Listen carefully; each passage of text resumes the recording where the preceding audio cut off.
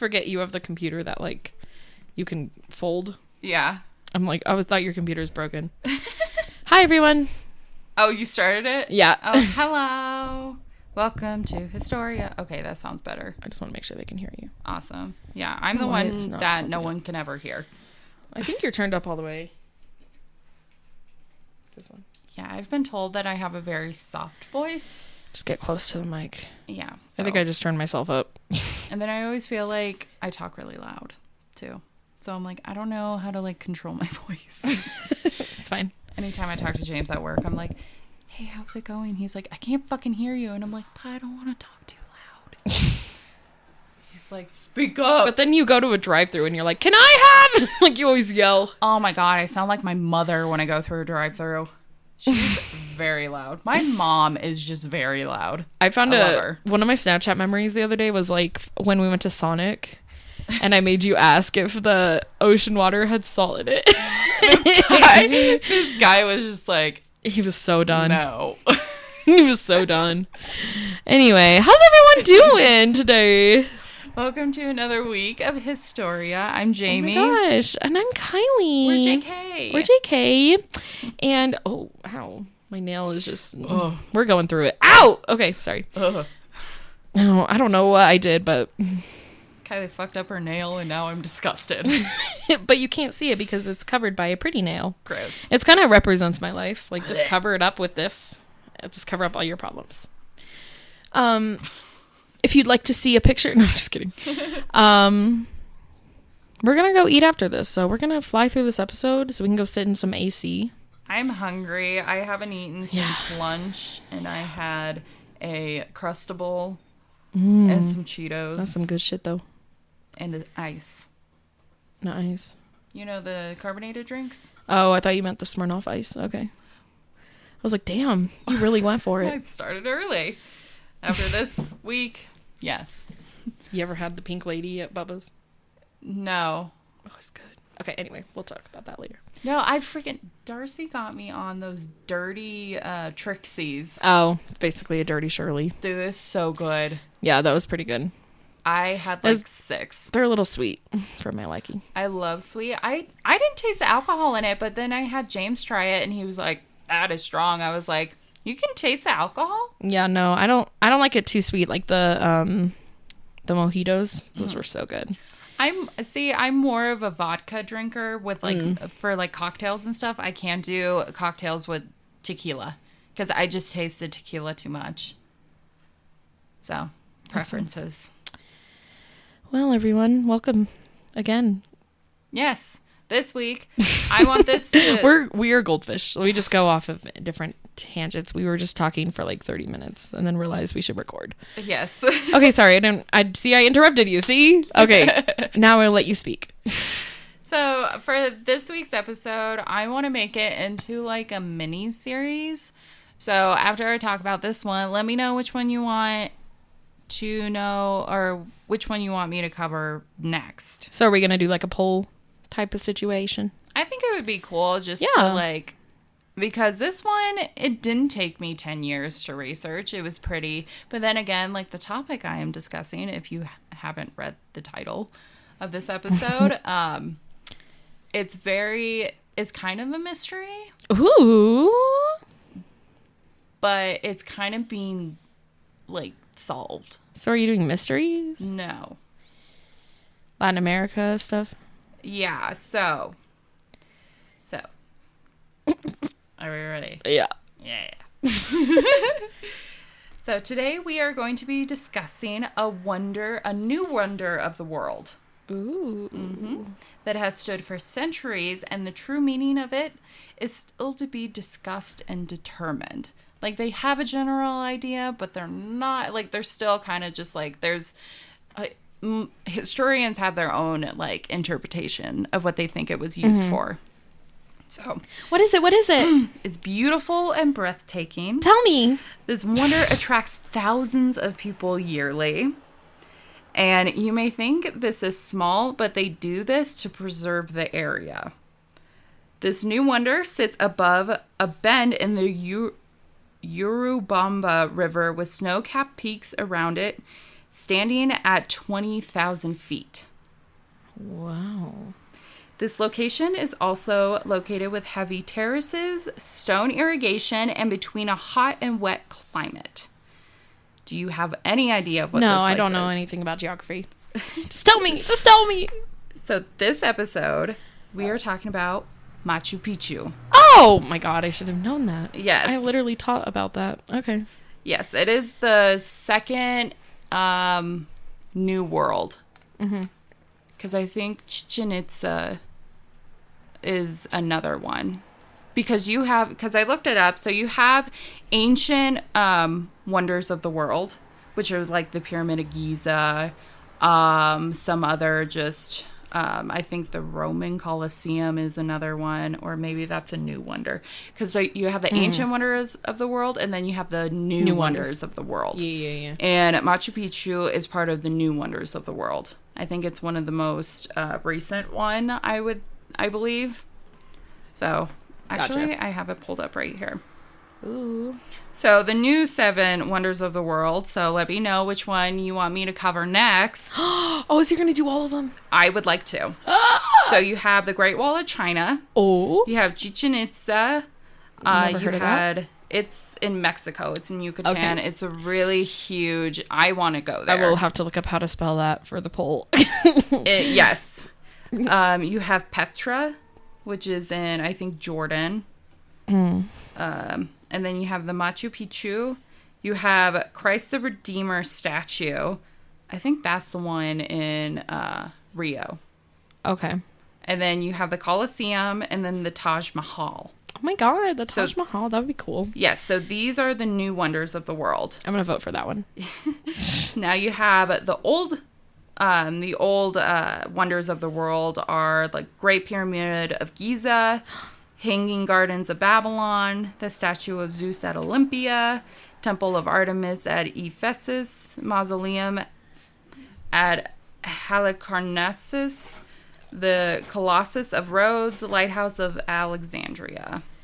So maybe we'll do a poll for the old or the ancient and the new. Yeah. And then the top 2, you can kind of decide which one you want to do. Mm-hmm. Perfect. Yeah, because there's so many, and this is just...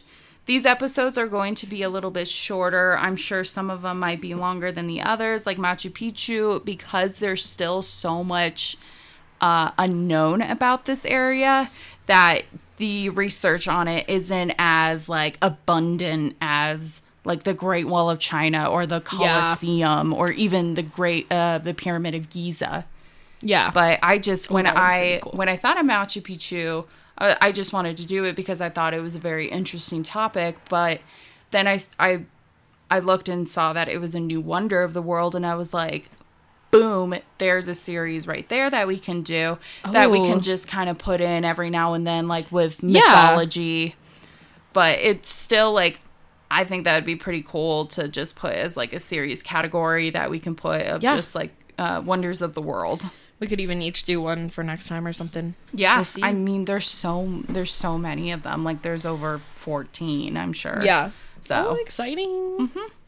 So yeah, Machu Picchu. So you added the wonders of the world. I added religions. So see, we're just getting deeper and deeper. Yes, we are. Look at us being... Oh. My dog is just look at her. She's got her paw on my foot.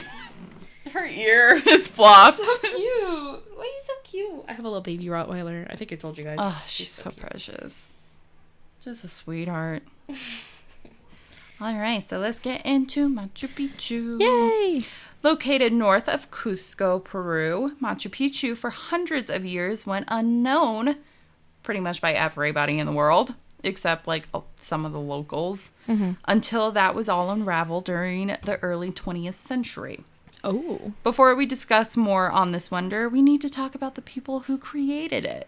Of course. Do you know the civilization that was in Peru? I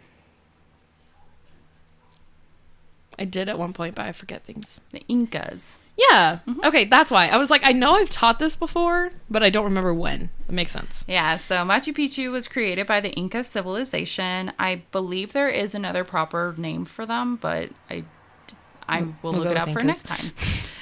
But The civilization was powerful and grew at an exponential rate. So between 1400 and 1533, the Inca civilization was strong and they conquered all that they wanted.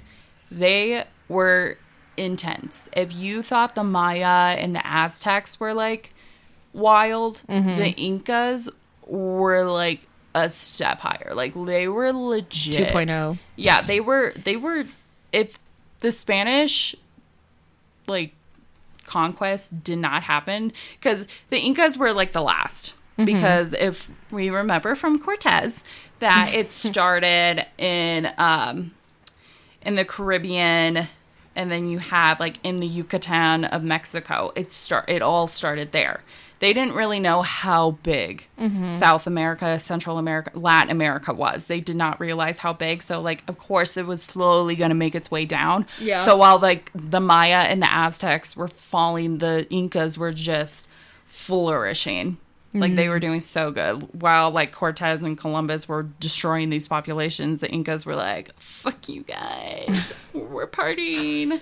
Wow. Yeah.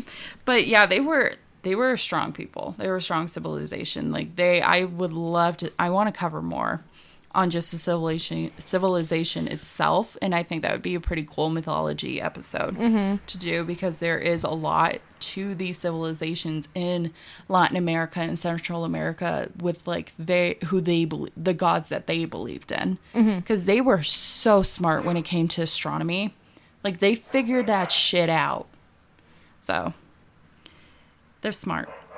So nothing seemed to stop them. The harsh Andean weather didn't, nor did the tribes that lived in the area.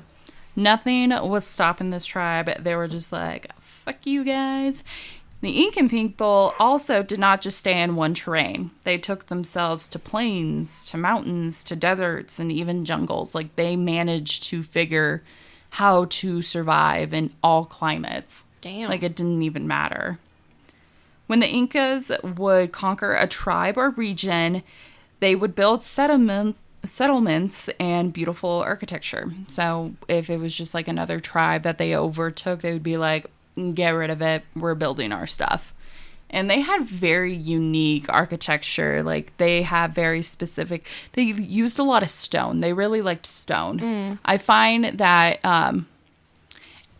it's crazy how different cultures and regions, how they adapt to their environment and how they build stuff. Like there was a lot of stone for Latin America and Central America to use for them to build their temples and palaces and stuff. Whereas like you go to Egypt and it's like a lot of it is like stone or stucco type. Like they had to use to what was in their surrounding. But one thing that many people know about the Inca people that that do research for them is that they love their art. Like their art was very represented in a lot of how they perceived everything, from their buildings to their jewelry to their clothes to everything, especially, and also their spirituality and their religion. Like that was very important, and that has a huge significance to Machu Picchu. Other reason behind it is mostly for the religious connotations. Another thing they loved to defeat was their enemies. Of course. Yes, that was their big thing. There was one group of people that wanted just as much power and land as the Incas, and they were the Chancas. So they fought forever. They could not keep the peace, and it was like either it has to be one will win, the other one will not. And the Incas overpowered them. They both wanted that West Territory, and they wanted to expand, and the Incas just had a really great ruler to defeat the Chancas. The Inca leader that would go on to defeat the Chancas was Pachacuri Yapanquai. His name would mean the reverser of the world. Okay. He was super powerful. Everybody loved him. He was the one who took the Incas into a new era of just power. Like, it was because of him that he really just expanded. Because, like, before, they had, like, their tribes, and they were slowly growing. They had, like, their languages and stuff. But, like, with him beating the Chancas, it just completely just... It gave them the confidence to move forward. Into gaining power of the civilization. And that's how they really... became so successful, because they had confidence in their leader and their military. That does help. It really does. So with this victory, it made the Inca territory even more massive. This civilization had over 40,000 governed people in all their regions that they conquered. There was millions of subjects, and they spoke many languages. I think in the research that I found, there was over 30 languages that they spoke. Dang. So they kind of like brought in whatever region that they took over. They kind of just were like, you're Incas now. But like they still kind of kept their diversity in a sense of just like the buildings that would be built were Inca related, Inca inspired. They kept it like original. Yeah, but, like, whatever they had before, they were like, I guess you can stick, but you're not this tribe anymore. You're not them. You're us. So this made them have millions of subjects. Now, the Inca civilization was successful, and the leader wanted to show how powerful and elite he was to his people. This was all for the next, like, few generations. The leader wanted to show, like, how important his power is, and Machu Picchu was an example of it. Now, the construction of Machu Picchu was during a time of expansion of civilization, and Pachacutec actually was the first to emerge from Cusco to start such expansion. So, this guy, so you had, God, what was his name? They're so freaking long. So Pachacuti is the one who succeeded from the Chancas, but it was really... There's so much. Pachacutec, who really gave a push to start expanding to different areas, kind of explore a little bit more. So you had Pachacutec, who really wanted to build something to show his power and just like success as a leader into the expansion. So from radiocarbon evidence of our new wonder we are discussing today, so Machu Picchu, it was around the late 1400s that we know Machu Picchu to be constructed. This is constantly changing. Different historians have different answers. It's never going to be the same, because something like this old that doesn't have written proof, we never really will know exactly. But like the reason that we think that it was during the later 1400s was because of Pachacutec. Yeah. Because he was very religious, he was very religion driven. Okay. And spirituality driven. Like that was a big part other than expanding and stuff like that. And Machu Picchu, if you do end up going there, or if you have been there before, there is a lot of religious buildings throughout the entire area. Gotcha. Like most of the buildings have something to do with praying to God or holding ceremonies and stuff like that. So it's quite interesting. I find it. So it was likely during the reign of Pachacutec who created this elite space, and he ruled from 1438 to 1471. He was lucky that he didn't interact with the Spanish. So the construction of Machu Picchu was during a time of expansion of civilization, and Pachacutec actually was the first to emerge from beyond Cusco. So out of his other successes during his reign, Pachacutec was also a big advocate, as I said, to the development of religion and spirituality to the territories that he would claim. So not everybody believed in like the religion that he believed in, or like the gods and whatnot. So that was like a huge push that he did. Oh, okay. So another trying to push religion. Of course. Right. That's how it is, I guess. Yep. Power means okay.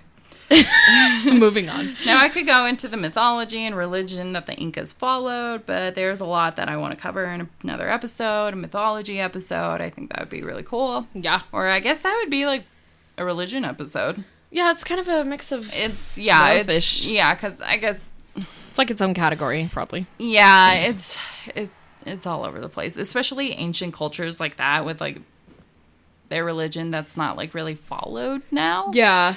It's hard to determine. Right. Like, I guess you could still, like, pray to these gods and stuff, but it's just not common, I guess. Mm-hmm. Boy. Now, Pachacutec was proud of what he had created and done with his power and reign, that he wanted a place only the elite could go to and make for the leaders down the road. So he only wanted a place to make for the elites.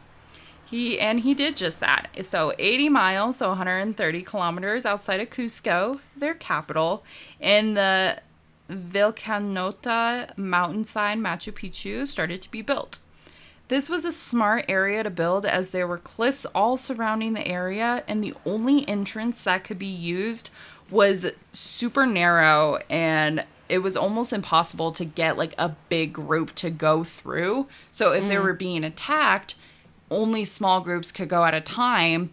So that was like, it was easier for them to take out attackers. Which Gotcha. I don't know if they really had. Like, I'll kind of cover of like a potential attack that they had, or in a sense that we don't really know because we're not really sure. Yeah. So we don't have anybody to tell us like, yeah, it was this and this happened. Like, there was no documentation that we could really like say of what it is. It's just like pretty much anything that they found there is what we have to make assumptions on. Okay. So that's why it's kind of one of the mysteries of the world as well, because like we have all this information about it, but we don't. Yeah. If that makes sense. I got you. This location was so secured that the lower class people did not know much about it. So it makes sense why the location was lost over time, especially in the 1500s when Pizarro, we briefly discussed him a little bit, I think, with Cortez, came over and wiped out the civilization. Yeah, classic. Yeah.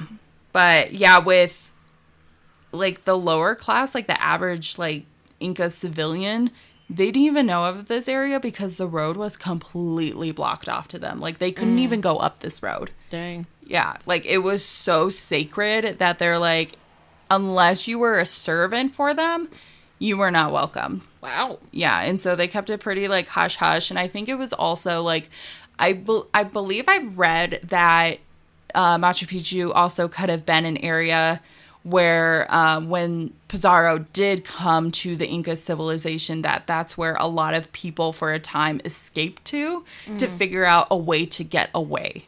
Like for the elites, because it was so like up there and kind of hidden, and the Spanish didn't really didn't know about it because not even the lower people knew about it. It was like something that they stumble upon and didn't really think much about it. But like for the Inca people, they're like, for the elites, they're like, we need to go there because we know that we're going to be safe for a time being while these people take over our home.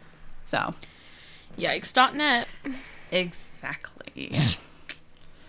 Now, even though this was an estate for the elite, it was not a location that could expand for many to live there, especially for a very long time, unless they brought like stuff in for them to survive.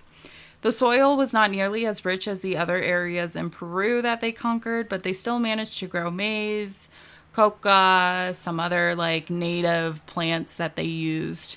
But not just like, they couldn't have just like fields and fields of like, of different plants. Like if you look at like the structure of Machu Picchu, it's very interesting. Like it's literally in the middle of a mountain.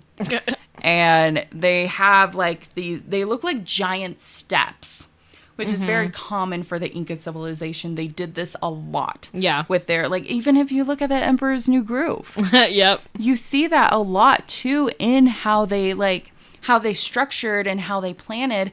And it worked actually pretty good because if it rained and the water was coming down, it would literally hit all of the plants. Yeah, it makes sense. Yeah. They're smart. They were very, very well adapted into figuring out different structures. Like, they had a fucking water irrigation system made out of stone. Yeah. That's awesome. That they had really something cool. like not a lot of people could think of that, even though it was like the 1500s, but like they figured out how not to like make their lives suck with like swimming in sewage. Yeah.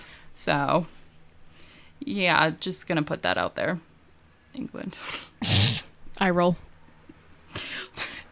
I really want to cover the Black Plague, but oh my God, there's so much to it. Dude, I listened to a podcast and theirs was like 7 parts. Jesus. And I was like, no, thank you. That's crazy. That's maybe in the future when I have more time. But this is not my full-time job. So Machu Picchu stood grand for about 3 generations. So about, it was still like less than like 300 years, but it was like 3 generations. So 3 other different leaders got to really experience it until eventually it was forgotten. Again, this was most likely due to the elite fleeing the empire to the Spanish, probably getting caught, probably getting murdered. You know the gist. Yep. Probably dying of disease.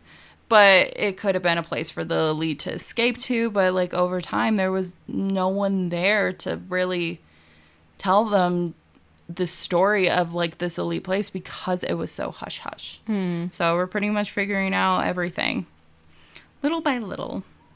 So one day Machu Picchu is a praised accomplishment of the expansion of the Inca civilization, and the next it was abandoned for 300 years. You know, Yeah. the usual. But I mean, like, locals still knew of it. Like, they didn't know what it was, really, but they're like, It's that thing. oh, yeah, there's some ruins up there. And people are like, of course, historians are like, what? Oh, my God, I must know. Ruins. And the locals are just like, yeah, it's pretty cool. Pretty cool. All right, now moving on. Pretty much. Like, they had other shit to do. They needed to survive. That's completely fair. You know, you got other stuff to worry about. Yeah. So let's move forward to the early 19th century. We are going to start off in 1911. Ooh. But this next part is going to be kind of all over the place. Like, it's not going to stay in 1911. That's fine. We don't need organization. We're going to go back, and then we're going to go forward, and then we're going to go back. And then We're just in the 19th century. Yes, we're for a short minute. Okay, for a hot minute. Hang tight. So first we start with a Yale professor who was an explorer and focused on archaeology and anthropology in the early 20th century. His name was Hiram Bingham. So a lot of people say that he's kind of controversial because, like, I feel like every explorer during this era was. Like, look at the explorer. Like, what are your intentions, buddy? Never good. They take shit and don't return it. We Robert. experience this. Or robbers. Grave robbers, yeah. Yeah. I mean, look at... I always have to add ancient Egypt, but, like, it's so important. But, like, if you look at, like, 1920s ancient Egypt, when they started discovering more of, like, the tombs and stuff, when they discovered King Tut, it's like that. Like, you have people who are intrigued and stuff, but, like, some people use it to not the best advantage. Yeah. Whereas, like, in this one, they actually took pretty good precautions to, like, certain things and whatnot. Like, there's still some things that are just, like, but they handled it pretty good, like, the Peruvian government, with, like, getting protection for this land. So, my heart goes out to them. So, now, he was not the first to make this rediscovery. He just got the credit for it because he was the one who bragged about it. That's usually how it be. Yes. So locals have explored this area, but they just didn't really do anything about it. I mean, there was even locals who lived just south of the Machu Picchu and didn't even think of what was just up the hill. Like, they probably saw it in passing and were like, oh, it looks pretty old. But they didn't think of, like, oh, what could the significance of it be? Mm-hmm. So one of the locals that told Bingham of the potential ruins that he visited earlier his name was Agustin Lizarraga. This intrigued Bingham. Now, he was only in Cuzco to know more about the Spanish Inquisition in Peru and pretty much the Inca civilization, the downfall of that. of this, but like hearing that there was possible Inca ruins that like someone hasn't discovered, quote unquote, yet, he was intrigued. And he was like, I have to know more about this Inca ruin. Let me know. I want to know more. Show me some people who know more about this. I want to go. And so Augustine was like, okay, I'll take you. But he didn't take him. He just showed him to like. So he actually reached out to an innkeeper and farmer. His name was Melchor Ortega.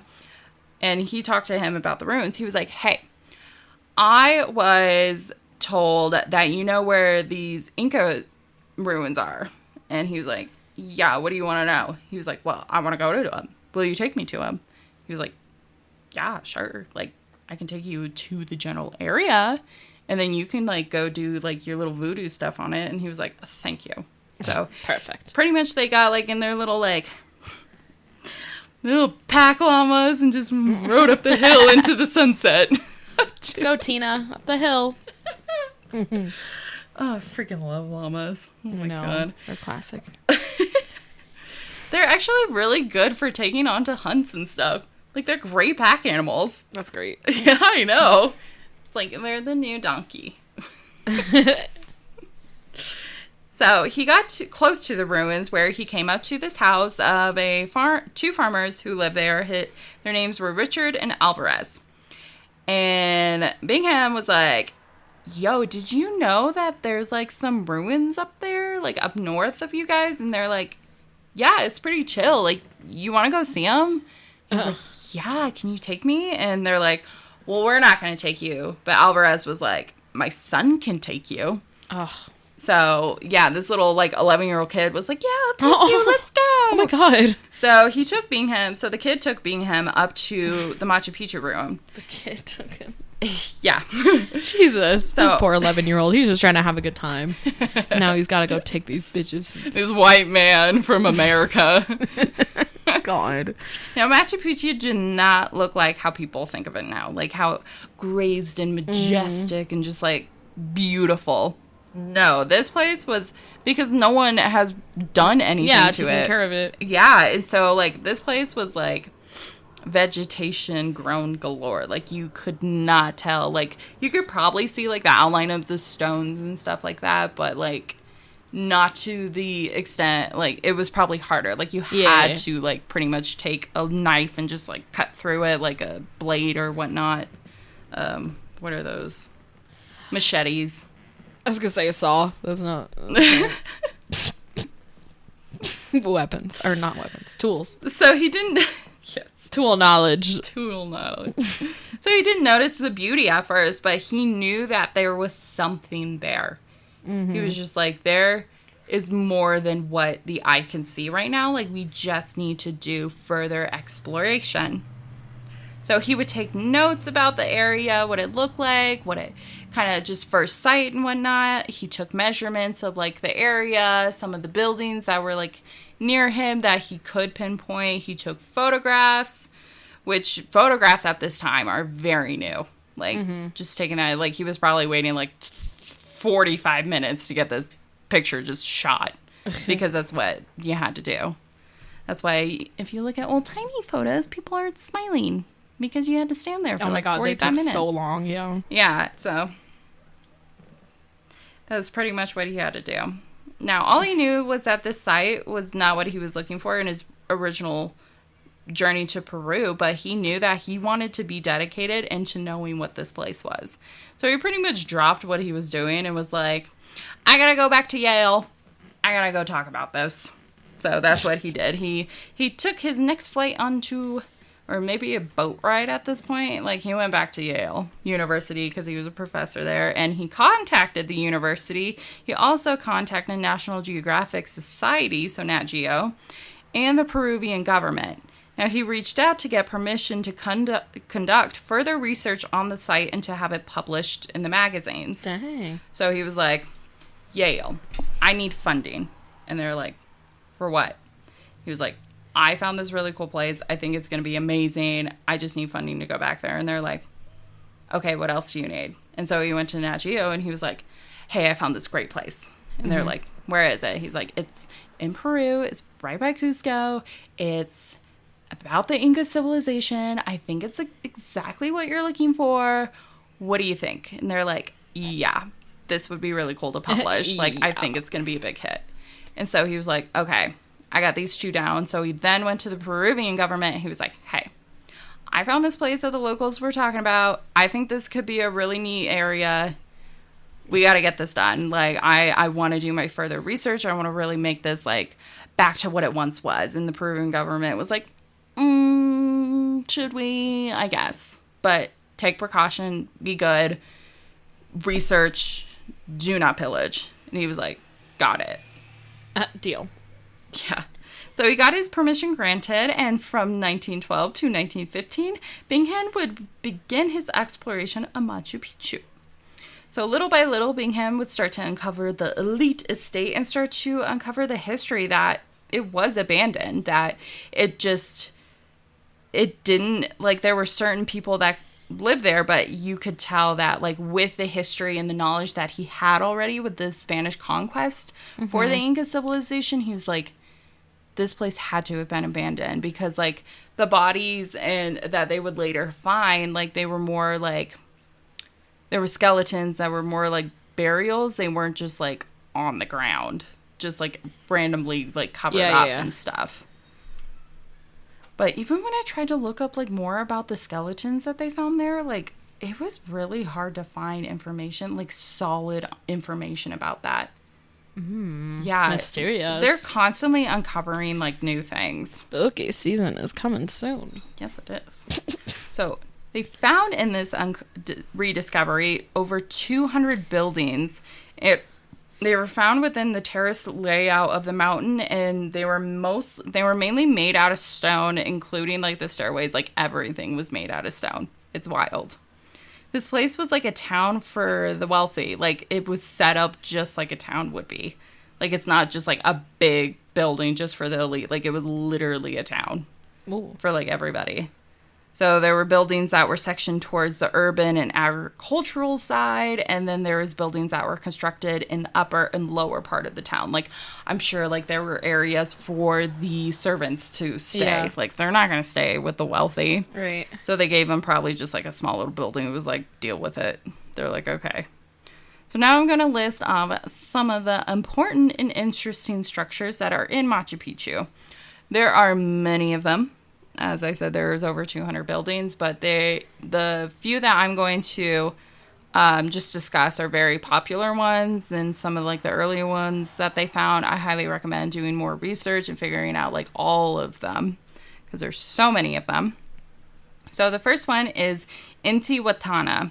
This particular structure is stone carved, and archaeologists believe that it was used as a sundial/calendar.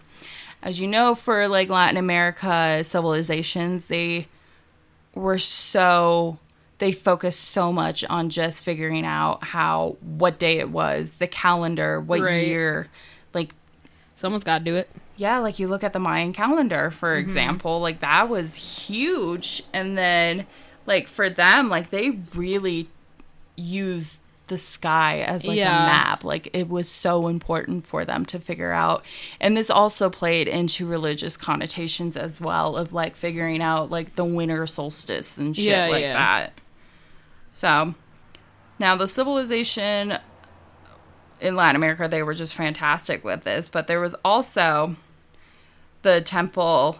So with this specific sundial calendar, they would determine, like, the month or, like, the day and stuff by, like, the shadows it would cast. Like, how long the shadows would be casted. Damn. I don't know how they would do that. I could not figure that out. You gotta be smart for that shit. Yeah, they were so smart, and they figured it out. But, yeah, it all depended on, like, because if you look at the shape of it, it's, like, a circular shape. But, yeah, like, depending on, like, certain times of the year, like, the shadow is casted later. The shadow is casted earlier. So, like, that's how they figured it out. And then they look at the sun to, like, figure out, what time of day it is. Mm-hmm. So, it's pretty interesting. I would figure that out. So, there is also the Temple of the Sun, which is a tower with an altar inside that was only used by the priests. There are many theories on what this area was used for in the cave that is below this tower. So only the priests could go into this tower, like nobody else. It was very particular, but yeah, there are caves underneath that they're still trying to figure out like what the hell it was. It's kind of questionable, but like there's so many different theories of like, oh, it was used for like this specific god or this specific god, like it was for this person, but it's just like you never really know because there was no like written proof on like what it could be. So the next one, another important area, was the principal temple, which is also called the main temple. This building is massive and was likely to hold large ceremonies. Now, there has since been damage to the site, so one of the corners is actually sinking into the ground due to the movement of the soil. Oh, man. Yeah, so that is actually becoming a pretty big problem with Machu Picchu, is that with the shifting of the soil and whatnot, they're finding it to be more problematic as time goes on. And that's why they kind of limited their access for people as well, because they didn't want to make that go quicker. Like that, they didn't want it to be a problem. Yeah. So they let less people go. That's still on my bucket list, is to go there. That'll be really cool. You have to make reservations, so. I'll bet. Makes sense. I mean, it gives the community money. Yeah, that's for a good cause. I would say so. And you learn a little. So another... Now, many of the buildings in Machu Picchu were that of religious connotations, as they took it very seriously, not to mention the creator that we believe was a very religious and spiritual leader, as I mentioned. So Pechuatec, he was very religious, very into that kind of stuff, so it makes sense as to why there's so many temples. Yeah. Like, you have the buildings that were probably used for, like, kitchen, service work, whatever, but a lot of them were, like, for the priests and stuff, so that was probably really important to him. Or to the other leaders as well. Now, another note about the site is how advanced they were with the water irrigation system for being so high up in elevation. Through the area, there are water drains that were made of stone.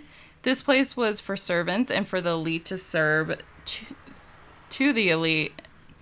For the servants of the elite to serve and the elite to live in luxury. So these water irrigations, I think there was like over, maybe 16?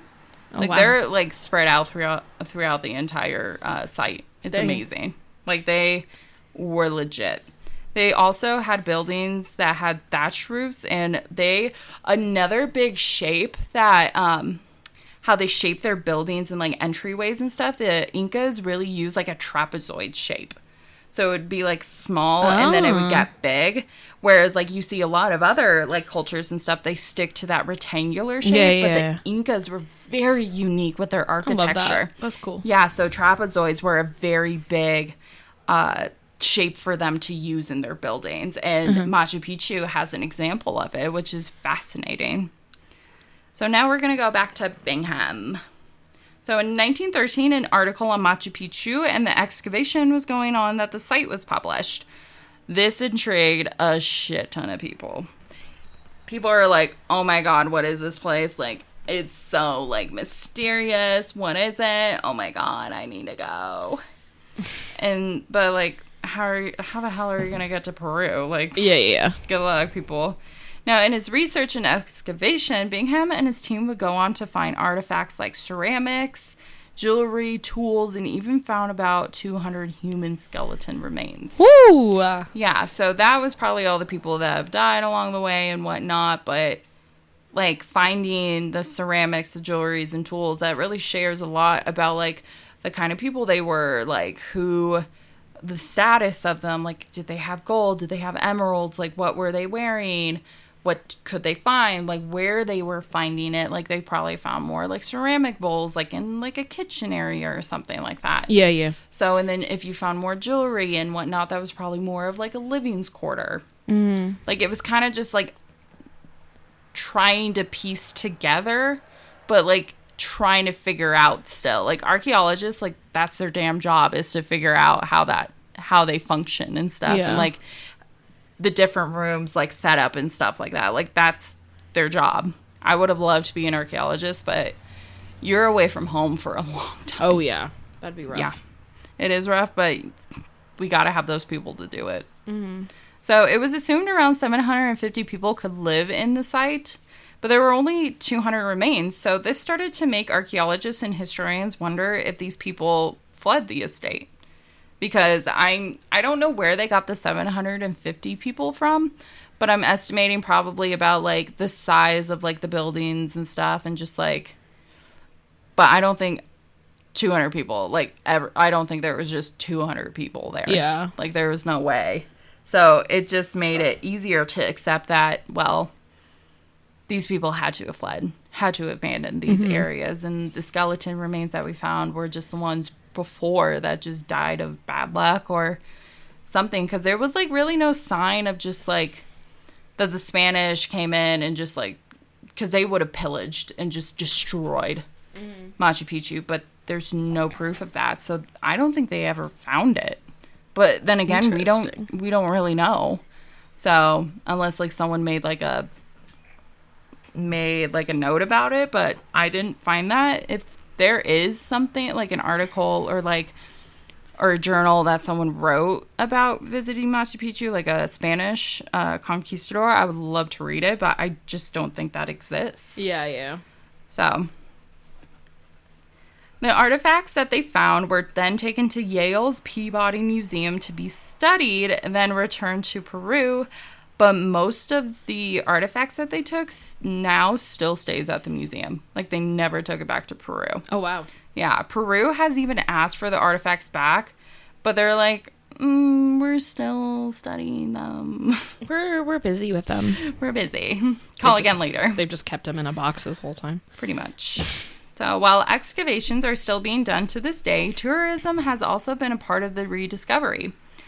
Protecting this land from destroying its unique history, the site is protected by being labeled a UNESCO, so World Heritage Site. So this is United Nations Educational, Scientific, and Cultural Organization. Fancy. This would be labeled as a site and protected, and started to be protected in 1983. So pretty much being protected by the site is that they cannot do anything that could potentially harm this area. Yeah. It was protected. So you can't just have, like, business people put, like, a hotel, like, right in the, like, they can't just do that. No, like, there's certain, like, runarounds, like. Yeah.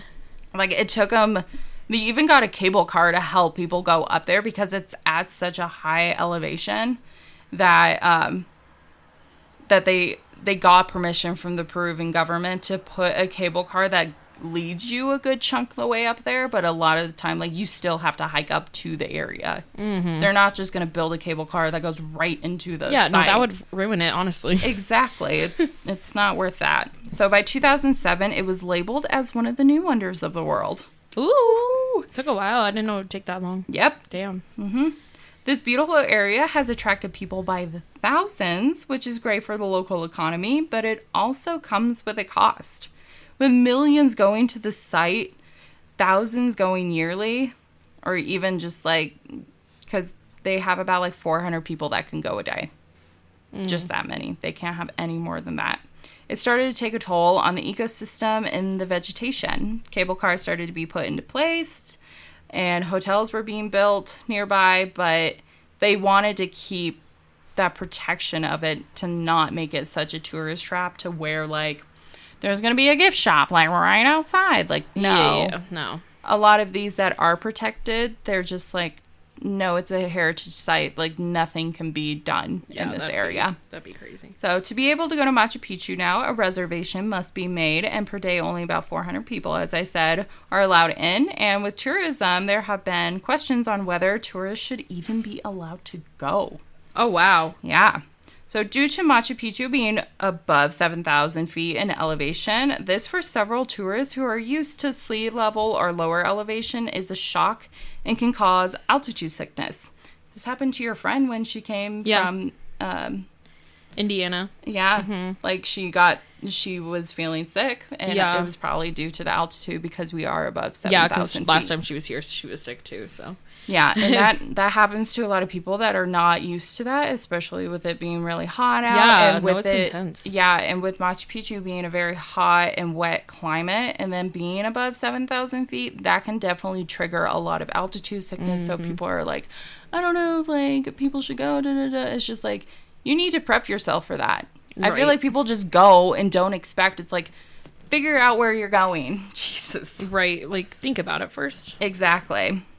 So even back in 2010 as well, a massive flood wiped out railways and roads to Machu Picchu and caused tourists and locals to be stranded near the area. Like, they had to be airlifted out of there because there was, like, no way. So people are like, oh, my God, this is so dangerous. And it's just like, that comes with a cost. Like, you're in the middle of a fucking mountainside. What did you expect?